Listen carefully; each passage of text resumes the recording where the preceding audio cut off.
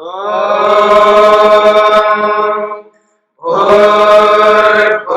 स्वः तत्सवितुर्वरेण्यं भर्गो देवस्य धीमहि धियो यो नः प्रचोदयात्।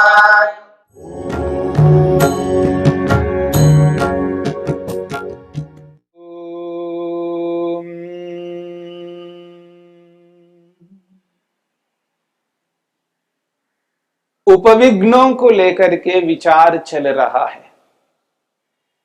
महर्षि पतंजलि ने समाधिपाद के 30वें सूत्र में 9 प्रकार के विघ्नों की चर्चा करके 31वें सूत्र में उपविघ्नों की चर्चा कर रहे हैं। यानी विघ्नों के साथी, विघ्नों के साथ रहने वाले 9 प्रकार के विघ्नों के साथ साथ ये रहते हैं। यदि वो 9 प्रकार के विघ्न नहीं होंगे तो ये उपविघ्न भी नहीं होंगे।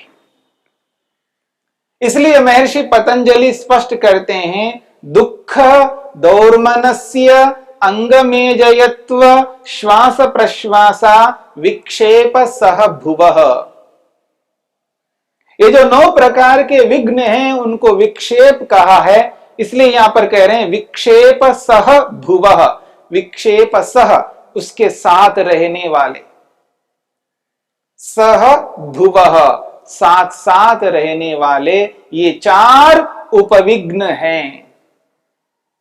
पहला है दुख, दूसरा है दौर्मनस्य, तीसरा है अंगमेजयत्व और चौथा है श्वास प्रश्वास। श्वास प्रश्वास की कमी और एक एक की परिभाषा महर्षि वेदव्यास स्पष्ट करते हैं। एक एक की परिभाषा वो करते हैं। महर्षि वेदव्यास कह रहे हैं दुख किसे कहते हैं। यद्यपि दुख को प्रत्येक व्यक्ति जानता है, प्रत्यक्ष है।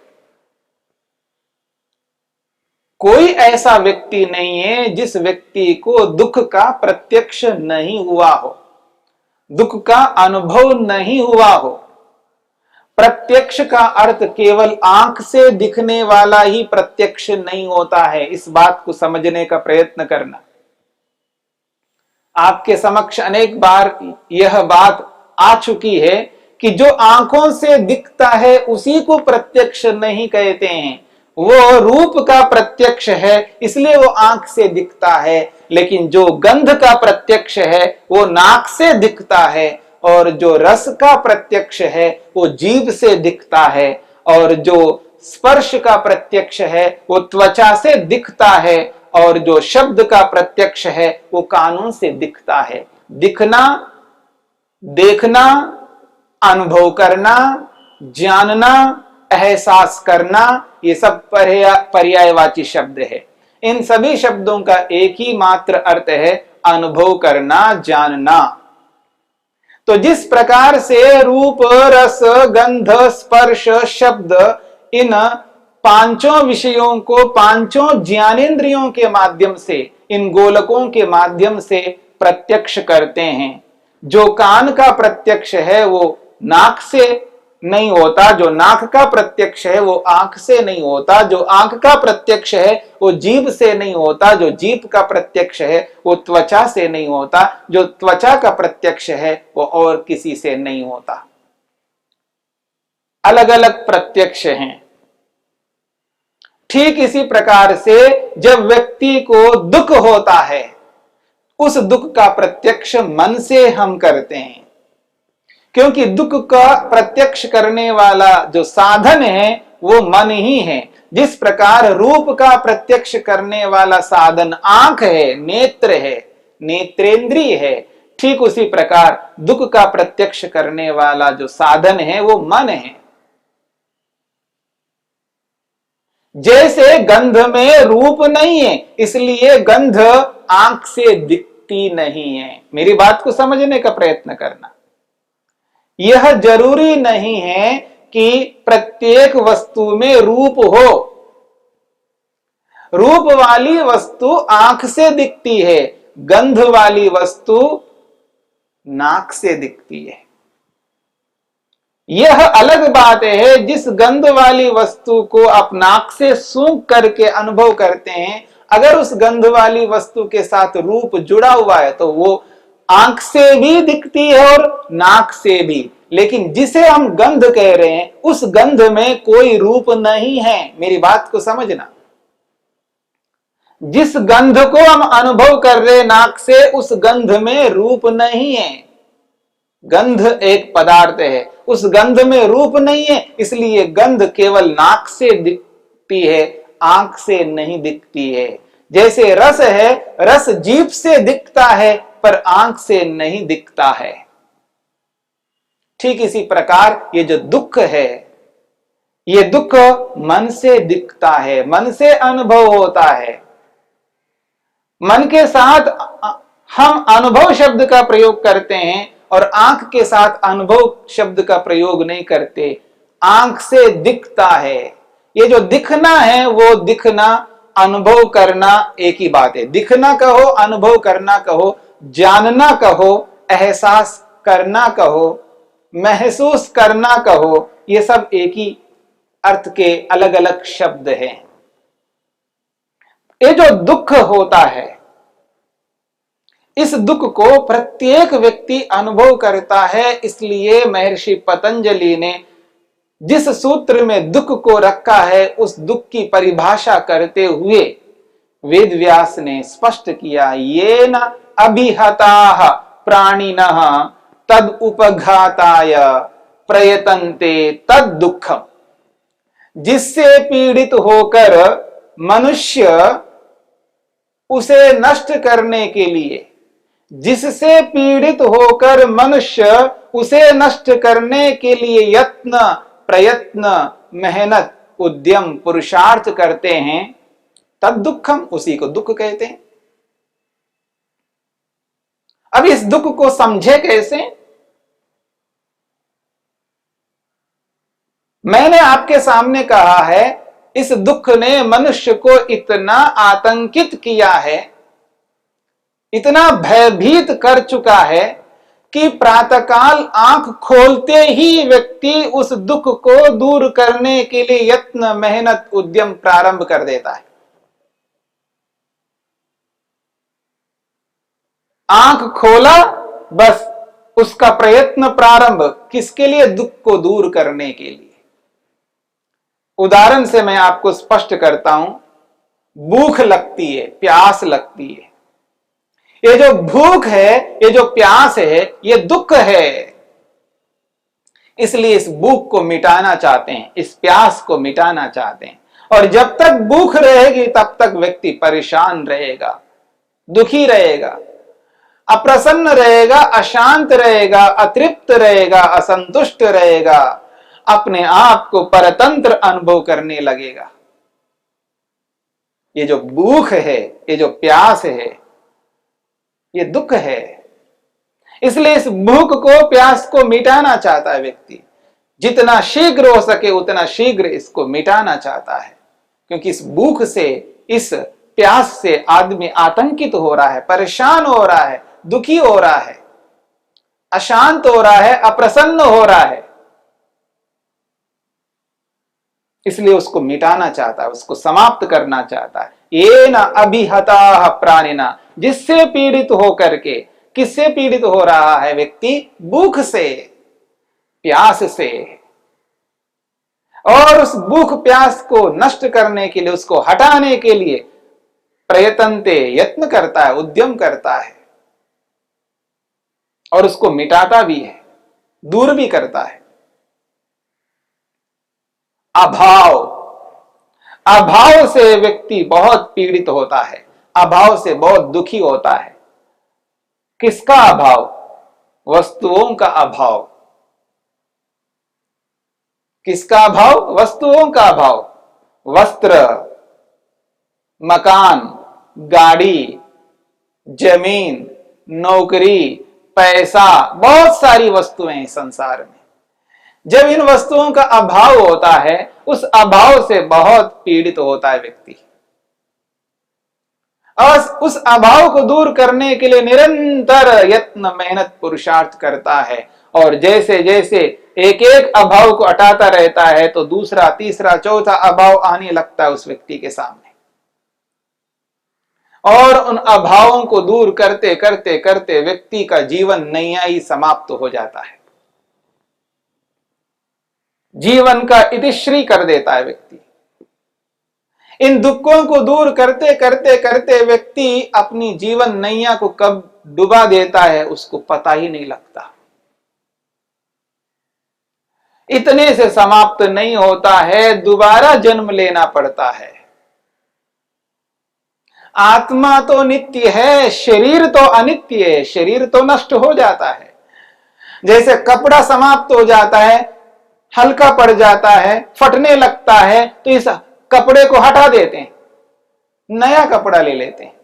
जैसे ये शरीर पुराना हो गया, समाप्त होने लगा है, रोगग्रस्त हो गया है और इस शरीर में रहने लायक मैं नहीं रहता हूं, तब शरीर को हमें हटाना पड़ता है। यानी ईश्वर इस शरीर से अपने आप को, आत्मा को हटा देता है, तो नया शरीर प्राप्त होता है। फिर वापस वही स्थिति आ जाती है, फिर दुख जुड़ जाता है, जन्म लेते दुख जुड़ जाता है। फिर उस दुख को दूर करते करते करते करते व्यक्ति अपने जीवन का इतिश्री कर लेता है, फिर मृत्यु को प्राप्त होता है, फिर जन्म लेता है, और यह श्रृंखला निरंतर अनवरत चलती रहती है।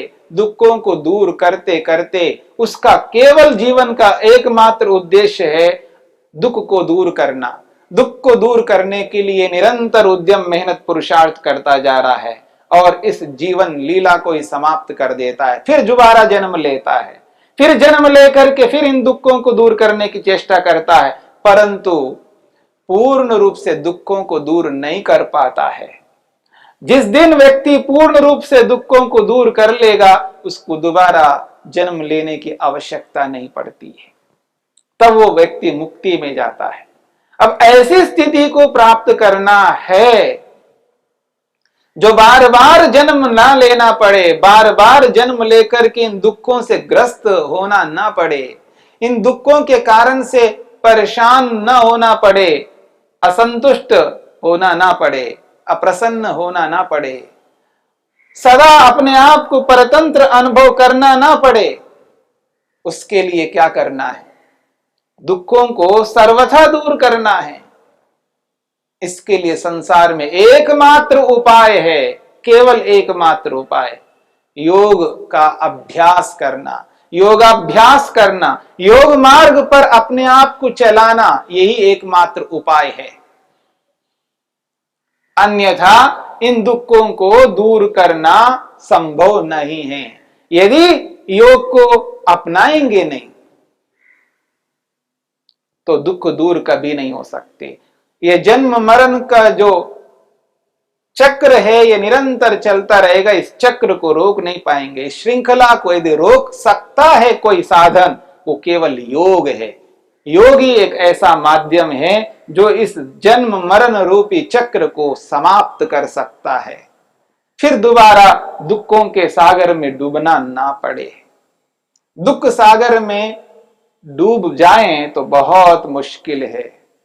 दुख पे दुख, दुख पे दुख आते ही रहेंगे और उनको समाप्त करते करते जीवन शैली को समाप्त कर देंगे, जीवन का इतिश्री कर देंगे। इतने से समाप्त नहीं होगा, दोबारा जन्म लेना पड़ेगा, फिर प्रारंभ से फिर वही दुख दूर करने पड़ते हैं।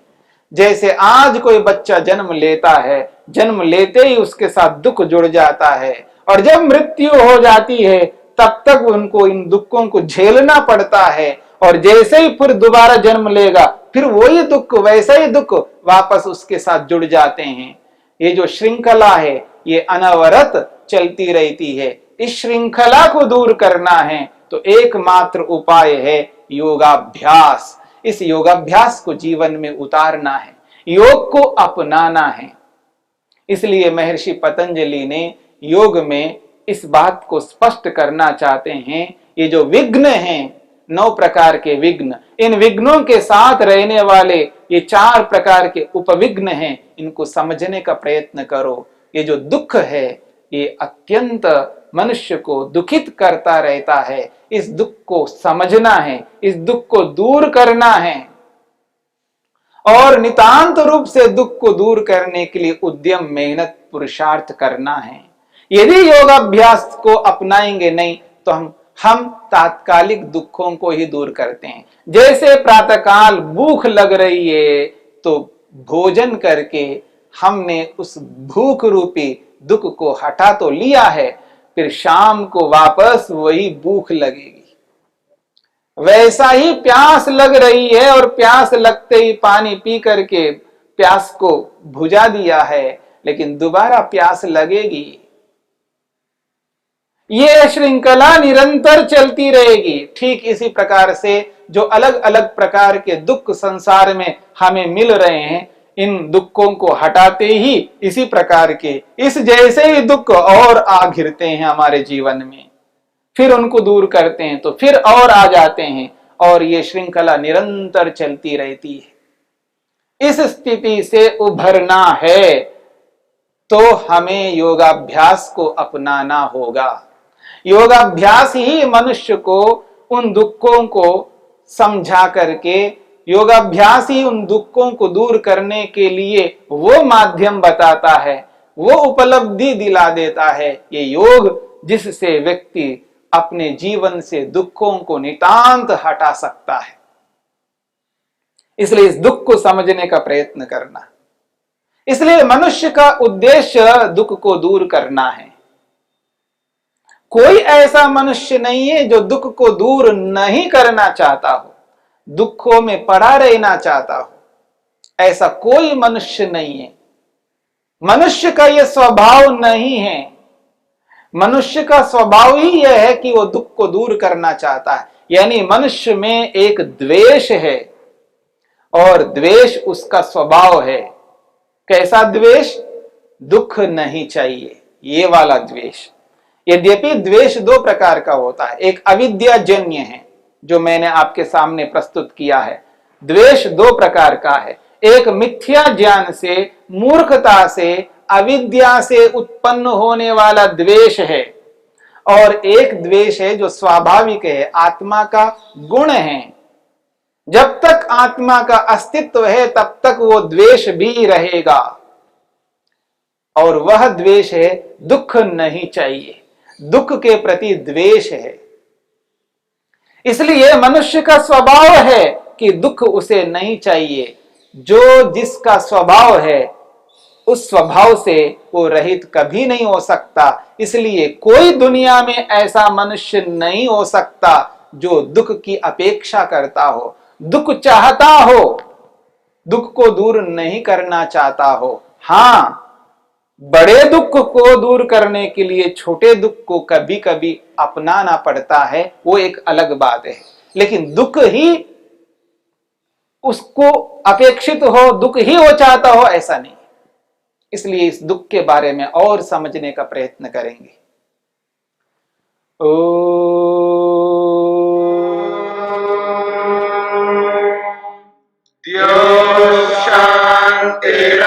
शांतिरंतरिक्षं शांति पृथिवी शांतिरापः शांतिरोषधयः शांति वनस्पतयः शांतिर्विश्वे देवाः शांतिर्ब्रह्म शांति सर्वं शांति शांतिरेव शांति क्षमा शांतिरेधि। ओम शांति शांति शांति।